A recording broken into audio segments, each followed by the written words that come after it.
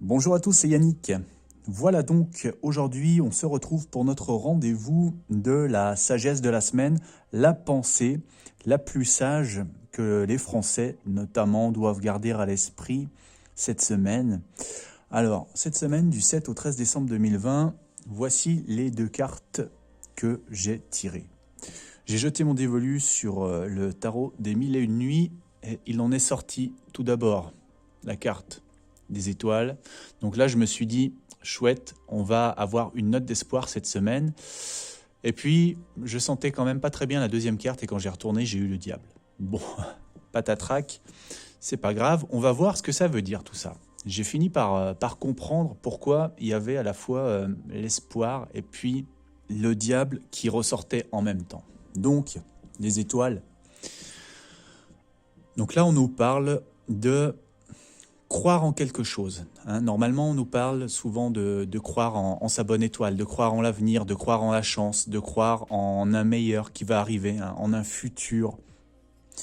On nous parle d'être ouvert à la nouveauté. Ça peut être à la science. Vous voyez que sur cette carte, je vais vous la montrer en gros plan parce qu'elle est assez belle. Donc, on a au premier plan ici une carte avec les signes des planètes et des signes astrologiques. Ce tarot se passe donc au temps des mille et une nuits. On a ces personnages qui observent les étoiles. Donc, on a la notion là de la science, l'astronomie qui était la pointe de l'avancée scientifique à l'époque. Donc, ça nous parle voilà, de la recherche, de la science, de la nouveauté, cette carte.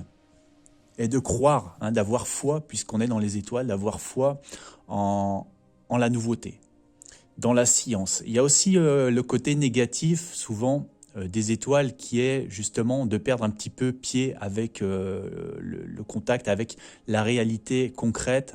Avoir un peu la tête dans les étoiles, c'est un petit peu voilà, le côté négatif dans lequel peut sombrer la carte.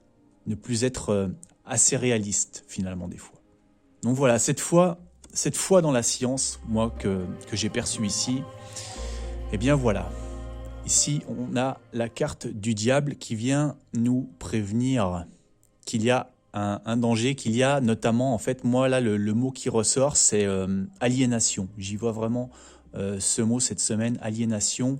Vous voyez que pour l'illustrer, on a ce petit bonhomme, par curiosité, il a voulu frotter la lampe. Et puis, il en est sorti désormais un mauvais génie qui l'a dépassé. C'est un peu l'hybris de la science, si vous voulez. L'homme a ouvert un petit peu cette boîte-là de quelque chose qui le dépasse avec la science. Et maintenant, il lui est soumis. C'est quelque chose qui le dépasse, sur lequel il n'a plus le contrôle. Et alors, justement, j'avais aussi cette fumée-là qui ressortait, que j'ai notée. Et c'est ça qui m'a fait me rappeler que ce matin même, j'ai lu dans l'actualité sur Internet que la Chine prévoyait d'ici 2025 de pouvoir contrôler le climat sur son territoire, sur plusieurs millions de kilomètres carrés, de faire la pluie, le beau temps quand ils le souhaitaient. Donc là, voilà, j'ai compris pourquoi on avait aussi ce ciel et ces nuages. On a vraiment la démesure scientifique qui risque de nuire à l'homme et de le piéger.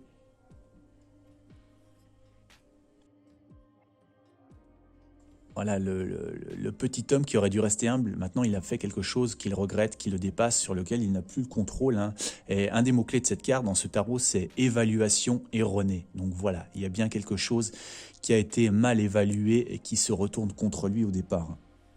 Donc la synthèse de la pensée de la semaine, ce serait aussi ça, rester humble, rester à sa place, parce que là, ces personnages, ils sont tout petits par rapport aux étoiles, ils ont conscience qu'ils sont des êtres minuscules par rapport à l'univers.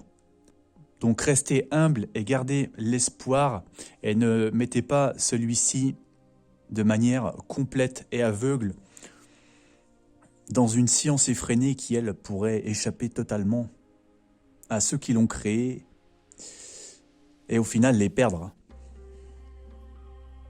Voilà, je vous souhaite donc une semaine la meilleure qui puisse être, pleine de bonnes choses, pleine de surprises, pleine de lumière. La lumière va bientôt revenir. N'oubliez pas de mettre un petit j'aime aussi, s'il vous plaît. À très bientôt les amis.